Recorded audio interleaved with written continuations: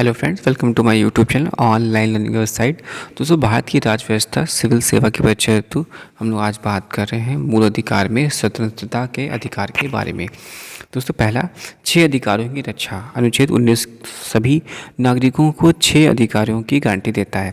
पहला, वाक एवं अभिव्यक्ति की स्वतंत्रता, शांतिपूर्वक और निरायुध सम्मेलन का अधिकार। थर्ड, संगम संघ या सहकारी समितियां बनाने का अधिकार। चौथा, भारत के राज्य क्षेत्र में सर्वत्र अबाध संचरण का अधिकार। पांचवा, भारत के राज्य क्षेत्र के किसी भाग में निर्बाध घूमने और बस जाने या निवास करने का अधिकार। कोई भी वृत्ति, व्यापार या कारोबार करने का अधिकार। मूलतः अनुच्छेद 19 में 7 अधिकार थे, लेकिन संपत्ति को खरीदने, अधिग्रहण करने या बेच देने के अधिकार को 1978 में 44वें संविधान संशोधन अधिनियम के तहत समाप्त कर दिया गया। इन 6 अधिकारों की रक्षा केवल राज्य के खिलाफ मामले में है, न कि निजी मामले में। अर्थात ये अधिकार केवल नागरिकों और कंपनी के शेयर धारकों के लिए है, न कि विदेशी या कानूनी लोगों जैसे कंपनियों या परिषदों के लिए। राज्य इन 6 अधिकारों को अनुच्छेद 19 में उल्लेखित आधारों पर उचित प्रतिबंध लगा सकता है। वाक एवं अभिव्यक्ति की स्वतंत्रता, यह प्रत्येक नागरिक को अभिव्यक्ति दर्शाने, मत देने, विश्वास एवं अभियोग लगाने का कि मौखिक, लिखित, छिपे हुए मामलों पर स्वतंत्रता देता है। उच्चतम न्यायालय के वाक एवं अभिव्यक्ति की स्वतंत्रता में निम्नलिखित को सम्मिलित किया गया है। पहला, अपने या किसी अन्य के विचारों को प्रसारित करने का अधिकार। प्रेस की स्वतंत्रता, व्यावसायिक विज्ञापन की स्वतंत्रता, फ़ोन टैपिंग के विरुद्ध अधिकार, प्रसारित करने का अधिकार अर्थात सरकार का इलेक्ट्रॉनिक मीडिया पर एकाधिकार नहीं है। चौथा, किसी राजनीतिक दल या संगठन द्वारा आयोजित बंद के खिलाफ अधिकारी, सरकारी गतिविधियों की जानकारी का अधिकार, शांति का अधिकार, किसी अखबार पर पूर्व प्रतिबंध के विरुद्ध अधिकार, प्रदर्शन एवं विरोध का अधिकार, लेकिन हड़ताल का अधिकार नहीं। राज्य वाक एवं अभिव्यक्ति की स्वतंत्रता पर उचित प्रतिबंध लगा सकता है। यह प्रतिबंध लगाने के आधार इस प्रकार हैं: भारत की एकता एवं संप्रभुता, राज्य की सुरक्षा, विदेशी राज्यों से मित्रवत संबंध, सार्वजनिक आदेश, नैतिकता की स्थापना, न्यायालय की अवमानना, किसी अपराध में संलिप्तता आदि। शांतिपूर्वक सम्मेलन की स्वतंत्रता, किसी भी नागरिक को बिना हथियार के शांतिपूर्वक संगठित होने का अधिकार है। इसमें शामिल है सार्वजनिक बैठकों में भाग लेने का अधिकार एवं प्रदर्शन। इस स्वतंत्रता का उपयोग केवल सार्वजनिक भूमि पर बिना हथियार के किया जा सकता है। यह व्यवस्था हिंसा, अव्यवस्था, गलत संगठन एवं सार्वजनिक शांति भंग के लिए नहीं है। इस अधिकार में हड़ताल का अधिकार भी शामिल नहीं है। राज्य संगठित होने के अधिकार पर दो आधारों पर प्रतिबंध लगा सकता है: भारत की एकता, अखंडता एवं सार्वजनिक आदेश सहित संबंधित क्षेत्र में यातायात नियंत्रण। आपराधिक व्यवस्था की धारा 144 1973 के अंतर्गत एक न्यायाधीश किसी संगठित बैठक को किसी व्यवधान के खतरे के लिए तहत रोक सकता है। इस रोकने का आधार मानव जीवन के लिए खतरा, स्वास्थ्य एवं सुरक्षा, सार्वजनिक जीवन में व्यवधान या दंगा भड़काने का खतरा भी है। भारतीय दंड संहिता की धारा 141 के तहत 5 या उससे अधिक लोगों का संगठन गैर कानूनी हो सकता है यदि पहला, किसी कानूनी प्रक्रिया का अवरोध; दूसरा, कुछ लोगों की संपत्ति पर बलपूर्वक कब्जा हो; तीसरा, किसी आपराधिक कार्य की चर्चा हो; चौथा, किसी व्यक्ति पर गैर कानूनी काम के लिए दबाव; और पांचवा, सरकार या उसके कर्मचारियों को उनकी विधायी शक्तियों के प्रयोग हेतु धमकाना। संगम या संघ बनाने का अधिकार, सभी नागरिकों की सभा, संघ अथवा सहकारी समितियां गठित करने का अधिकार होता है। इसमें शामिल राजनीतिक दल बनाने का अधिकार, कंपनी,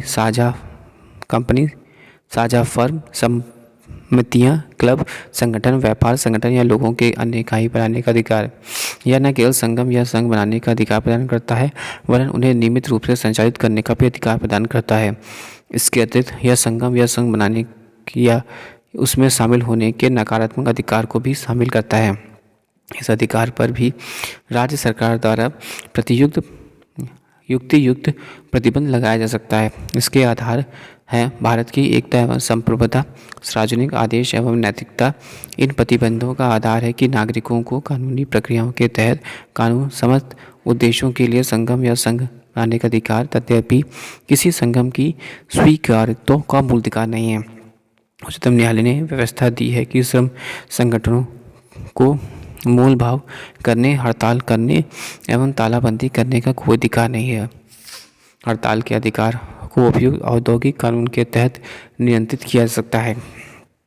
आबाद संचरण की स्वतंत्रता, यह स्वतंत्रता प्रत्येक नागरिकों को देश के किसी भी हिस्से की संचरण का अधिकार प्रदान करती है। वह स्वतंत्रतापूर्वक एक राज्य से दूसरे राज्य में या एक राज्य से दूसरे स्थान पर संचरण कर सकता है। यह अधिकार इस बात को भी बल देता है कि भारत सभी नागरिकों के लिए एक है। इसका उद्देश्य राष्ट्रीय सोच को बढ़ावा देना है, ना कि संकीर्णता को। इस स्वतंत्रता पर उचित प्रतिबंध लगाने के दो कारण हैं: आम लोगों का हित और किसी अनुसूचित जनजाति की सुरक्षा या हित। जनजातीय क्षेत्रों में के बाहर लोगों के प्रवेश को उनकी विशेष संस्कृति, भाषा, रिवाज और जनजातीय प्रावधानों के तहत प्रतिबंध किया जा सकता है ताकि उनका शोषण ना हो सके। उच्चतम न्यायालय ने इसमें व्यवस्था दी है कि किसी वेश्या के संचरण के अधिकार को सार्वजनिक नैतिकता एवं सार्वजनिक स्वास्थ्य के आधार पर प्रतिबंध किया जा सकता है। बम्बई उच्च न्यायालय ने एड्स पीड़ित व्यक्ति के संचरण पर प्रतिबंध की वैध बताया। संचरण की स्वतंत्रता को दो भाग है: आंतरिक देश के निर्बाध संचरण, बाह्य देश के बाहर घूमने का अधिकार तथा देश में वापस आने का अधिकार। अनुच्छेद 19 मात्र पहले भाग की रक्षा करता है। दूसरे भाग को अनुच्छेद 21 यानी प्राण और दैहिक स्वतंत्रता का अधिकार व्याख्यात करता है। निवास का अधिकार, हर नागरिक को देश के किसी भी हिस्से में बसने का अधिकार है। इस अधिकार के दो भाग हैं। पहला, देश के किसी भी हिस्से में रहने का अधिकार। इसका तात्पर्य है कि यहाँ की कहीं भी अस्थायी रूप से रहना एवं देश के किसी भी हिस्से में व्यवस्थित होने का अधिकार। इसका तात्पर्य है कि वहाँ घर बनाना एवं स्थायी रूप से बसना। यह अधिकार देश के अंदर कहीं भी जाने के आंतरिक अवरोधों को समाप्त करता है या राष्ट्रवाद को प्रोत्साहित करता है और संकीर्ण मानसिकता को महत्व प्रदान नहीं करता। राज्य इस अधिकार पर उचित प्रतिबंध दो आधारों पर लगा सकता है: विशेष रूप से आम लोगों के हित में और अनुसूचित जनजातियों के हित में। जनजातीय क्षेत्रों में उनकी सांस्कृतिक, भाषा एवं रिवाज के आधार पर बाहर के लोगों को प्रवेश प्रतिबंध किया जा सकता है। देश के कई भागों में जनजातियों को अपनी संस्कृति के संरक्षण एवं संवर्धन हेतु अपने रिवाज एवं नियम कानून के बनाने का अधिकार है। उच्चतम न्यायालय ने कुछ क्षेत्रों में लोगों के घूमने पर प्रतिबंध लगाया है, जैसे वेश्या या पेशेवर अपराधी। उपरोक्त प्रावधान से स्पष्ट है कि निवास का अधिकार एवं घूमने के अधिकार का कुछ विस्तार भी किया जा सकता है। दोनों एक दूसरे के पूरक हैं। व्यवसाय आदि की स्वतंत्रता, सभी नागरिकों को किसी भी व्यवसाय करने का, पेशा अपनाने एवं व्यापार शुरू करने का अधिकार दिया गया है।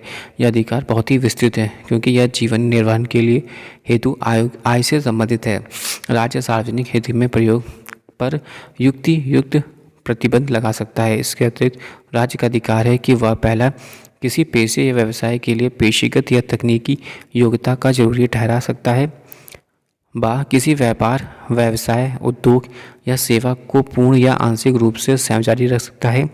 इस प्रकार जब किसी व्यापार, व्यवसाय, उद्योग पर अपना एकाधिकार जताता है तो प्रतियोगिता में आने वाले व्यक्तियों या राज्यों के लिए अपने एकाधिकार को नियोजित ठहराने की कोई आवश्यकता नहीं है।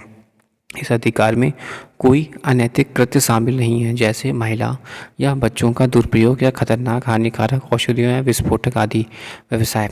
राज्य इन पर पूर्णतः प्रतिबंध लगा सकता है या इनके संचालन के लाइसेंस की अनिवार्यता कर सकता है। दूसरा, अपराध के लिए दोषी सिद्धि के संबंध में संरक्षण। अनुच्छेद 20 किसी भी अभियुक्ति या दोषी करार व्यक्ति, चाहे वह नागरिक हो या विदेश या कंपनी के परिषद का कानूनी व्यक्ति हो, इसके विरुद्ध मान्य और अतिरिक्त दंड से संरक्षण प्रदान करता है। इस संबंध में 3 व्यवस्थाएं हैं। कोई पूर्वपद प्रभाव कानून नहीं।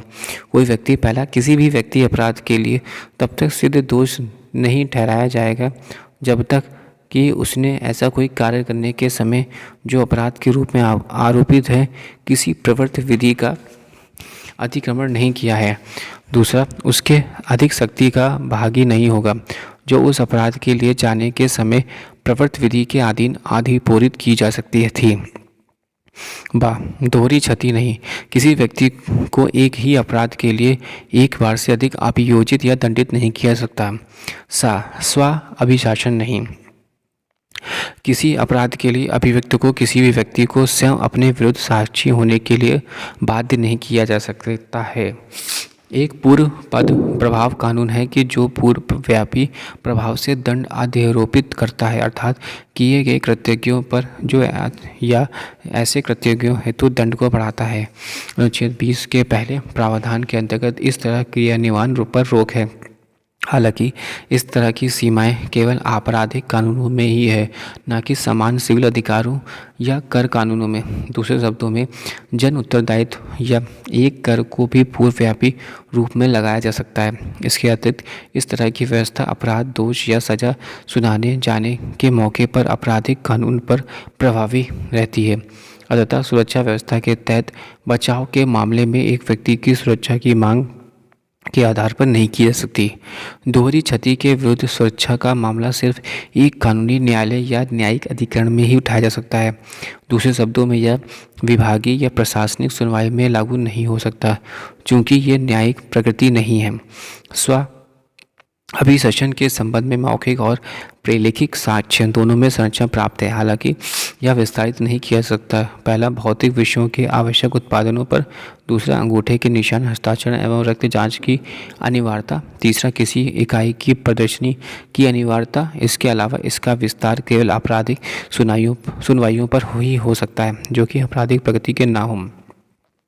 तीसरा, प्राण एवं दैहिक स्वतंत्रता। अनुच्छेद 21 में घोषणा की गई है कि किसी व्यक्ति को उसके प्राण या दैहिक स्वतंत्रता से विधि द्वारा स्थापित प्रक्रिया के अनुसार वंचित किया जाएगा, अन्यथा नहीं। प्रसिद्ध गोपालन मामले 1950 में उच्चतम न्यायालय ने अनुच्छेद 21 की सूक्ष्म व्याख्या की। इसमें व्यवस्था की गई कि अनुच्छेद 21 के तहत सिर्फ मनमानी कार्यकारी प्रक्रिया के विरुद्ध ही सुरक्षा उपलब्ध है, न कि विधान मंडलीय प्रक्रिया के विरुद्ध। इसका मतलब है कि राज्य प्राण एवं दैहिक स्वतंत्रता के अधिकार को कानूनी अधिकार पर रोक सकता है। ऐसा इसलिए है क्योंकि अनुच्छेद 21 की अभिव्यक्ति विधि द्वारा स्थापित प्रक्रिया अमेरिका के संविधान में अभिव्यक्त विधि की विधिवता प्रक्रिया से भिन्न है।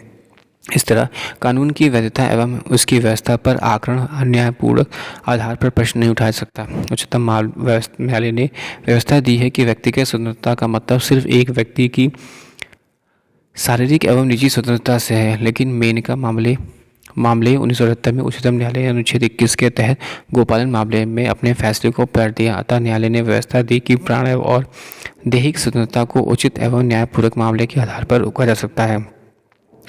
इसके प्रभाव में अनुच्छेद 21 के तहत सुरक्षा केवल मनमानी कार्यकारी क्रिया पर ही उपलब्ध नहीं है, बल्कि विधानमंडलीय प्रक्रिया के विरुद्ध भी उपलब्ध है। न्यायालय ने प्राण की स्वतंत्रता की व्याख्या करते हुए कहा कि इसके विस्तार का आशय है कि एक व्यक्ति की प्राण स्वतंत्रता में अधिकारों के कई प्रकार हैं।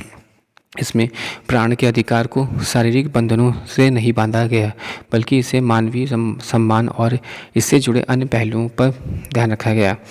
उच्चतम न्यायालय ने मेनका मामले में अपने फैसले को दोबारा स्थापित किया और इसमें अनुच्छेद 21 के भाग के रूप में निम्नलिखित अधिकारों की घोषणा की। पहला, मानवीय प्रतिष्ठा के साथ जीने का अधिकार। दूसरा, स्वच्छ पर्यावरण, प्रदूषण रहित जल एवं वायु में जीने का अधिकार एवं हानिकारक उद्योगों के विरुद्ध सुरक्षा। तीसरा, जीवन रक्षा का अधिकार। चौथा, निजता का अधिकार। पांचवा, आश्रय का अधिकार। छठा, स्वतंत्र स्वास्थ्य का अधिकार। सातवां, 14 वर्ष की उम्र तक निःशुल्क शिक्षा का अधिकार। आठवां, निःशुल्क कानूनी सहायता का अधिकार। नवा, अकेले कारावास में बंद होने के विरुद्ध अधिकार। 10वां, त्वरित सुनवाई का अधिकार। 11वां, हथकड़ी लगाने के विरुद्ध अधिकार। 12वां, अमानवीय व्यवहार के विरुद्ध अधिकार। 13वां, देर में फांसी के विरुद्ध अधिकार। 14वां, विदेश यात्रा करने का अधिकार। 15वां, बंधुआ मजदूरों करने के विरुद्ध अधिकार। 16वां, हिरासत में शोषण के विरुद्ध अधिकार। 17वां, आपातकालीन चिकित्सा सुविधा का अधिकार। 18वां, सरकारी अस्पतालों में समय पर उचित इलाज का अधिकार। 19वां, राज्य के बाहर न जाने का अधिकार। 20वां, निष्पक्ष सुनवाई का अधिकार। 21वां, कैदी के लिए जीवन की आवश्यकताओं का अधिकार।